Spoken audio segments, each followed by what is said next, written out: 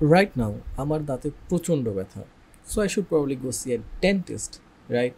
A dentist is someone who has completed their studies from a dental college.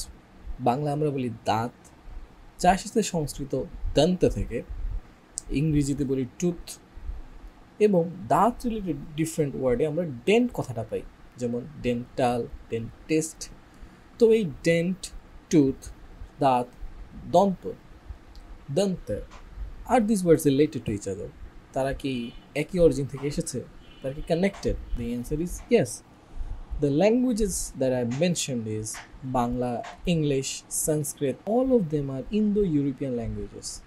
এটা একটা language family বা ল্যাঙ্গুয়েজের branch যাদের একটা common ancestor আছে বলে ধরা হয়. সকল ইন্দো ইউরোপিয়ান ল্যাঙ্গুয়েজের অ্যানসেস্টর ধরা হয় প্রোটো ইন্দো ইউরোপিয়ান ল্যাঙ্গুয়েজকে. এটা একটা হাইপোথেটিক্যাল আইডিয়া.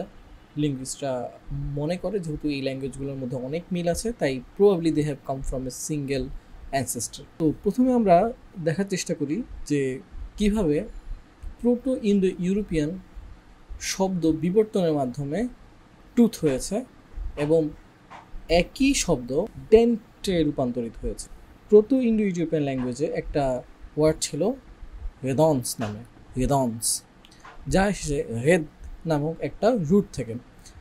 রেদ নামক রুটের মিনিং হচ্ছে টু ইট, আর রেদন্স হচ্ছে যেটা খাইতে সাহায্য করে, যেটা কামড়াতে সাহায্য করে. টু ইট, টু বাইট, এটাতে হেল্প করে.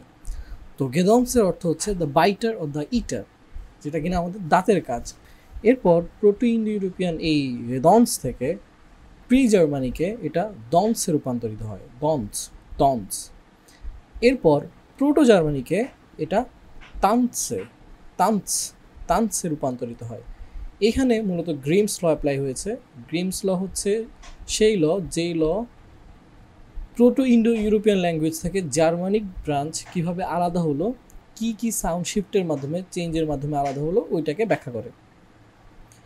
তো প্রোটো জার্মানিক তান্স থেকে প্রোটো ওয়েস্ট জার্মানিক টথ, টথ, টথে রূপান্তরিত হয়, যা কিনা ওল্ড ইংলিশের টোথ এবং টেথ থেকে যায়, এবং পরবর্তীতে মিডল ইংলিশে এটার স্পেলিং সেটেলড হয়, বাট উচ্চারণ টোথ এবং টেথই থাকে. এবং পরবর্তীতে আমাদের মডার্ন ইংলিশে গ্রেট ভাওয়েল শিফটের মাধ্যমে টথ হয়ে যায় টুথ এবং টেথ হয়ে যায় টিথ. তো আমরা জানতে পারলাম যে কীভাবে প্রোটো ইন্ডো ইউরোপিয়ান ওয়ার্ড রেদন্স থেকে পরিবর্তিত হয়ে ইংরেজিতে আমরা টুথ পেলাম. তো বাংলা কীভাবে এটা দাঁত হয়ে গেল. তো এর আগে আমাদের জানতে হবে যে কগনেটস কি. কগনেটস হচ্ছে এমন সকল words often in different languages in different forms যারা একই অরিজিন থেকে এসেছে, একই ওয়ার্ড থেকে এসেছে, ইভলভ হয়ে ডিফারেন্ট ফর্মে রূপ নিয়েছে, but they kind of mean the same thing. এমন সকল ওয়ার্ডসকে আমরা কগনেটস বলতে পারি. আমরা কিছু কগনেট দেখতে পাই সংস্কৃত, ল্যাটিন, ওল্ড আভেস্তান, এনশিয়েন্ট গ্রিক, এই সকল ল্যাঙ্গুয়েজেসের মধ্যে. যেমন আমরা সংস্কৃতে পাই দন্তা, ওল্ড গ্রিকে পাই ওদুস, ল্যাটিনে পাই দেন্স অথবা দেন্তিস, ওল্ড আভেস্তানে পাই দন্ত. এই সবগুলো শব্দ রেদন্স রুট থেকে এসেছে এবং they all mean the same thing, the দাঁত, দ্য টুথ. এই কারণে আমরা এই ওয়ার্ডগুলোকে কগনেট বলতে পারি. এমনই একটা কগনেট সংস্কৃত দন্ত থেকে পরবর্তীতে তদ্ভব হয়ে শব্দটা দাঁত হয়ে যায়, যা আমরা বাংলাতে ইউজ করি. তার মানে রেদন্স থেকে টুথ এসেছে, গেদন্স থেকে আবার ল্যাটিন দেন্স অথবা দেন্তিস আসছে, যেই দেন্স অথবা দেন্তিস পরবর্তীতে ডিফারেন্ট রোম্যান্স ল্যাঙ্গুয়েজে দাঁত বা দাঁত সম্বন্ধীয় শব্দগুলোতে ব্যবহৃত হওয়া শুরু হয়. যেমন আমরা স্প্যানিশে পাই দিয়েন্তে, ইতালিয়ানে পাই দেন্তে, তারপরে ফ্রেঞ্চে পাই দ. এই সবগুলো শব্দ ল্যাটিন দেন্স অথবা দেন্তিস থেকে, যা আবার এসেছে গেদন্স নামক ওয়ার্ড থেকে.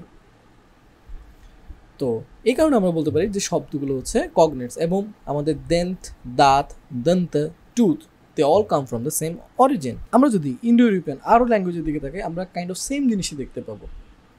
They all come from the same root.